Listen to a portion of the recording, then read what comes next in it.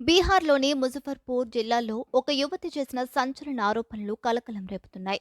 బోజహాన్ police station పరిధిలో నివసించే నవవధువు దీప్తి తన అత్తమామలు వరకట్నం కోసం వేధించడంతో పాటు కిడ్నీ దానం చేయాలని ఒత్తిడి తెచ్చారంటూ పోలీసులకు ఫిర్యాదు చేసింది.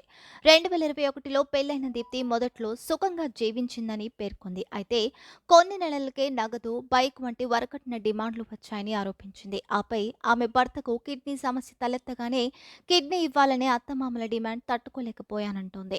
నిరాకరించడంతో ఆమెను కొట్టి ఇంటి నుంచి బయటకు పంపించారని బాధితురాలు తెలిపింది. దీంతో పుట్టింటికి వెళ్లిన దీప్తి మహిళా పోలీస్ స్టేషన్లో ఫిర్యాదు చేసింది. కేసు నమోదు చేసిన పోలీసులు దర్యాప్తు చేస్తున్నారు. 38/25 నంబర్తో కేసు నమోదు చేసి భర్తతో పాటు నలుగురు కుటుంబ సభ్యులపై వరకట్న వేధింపులు, దాడి, గృహహింస కేసులు నమోదు చేశారు.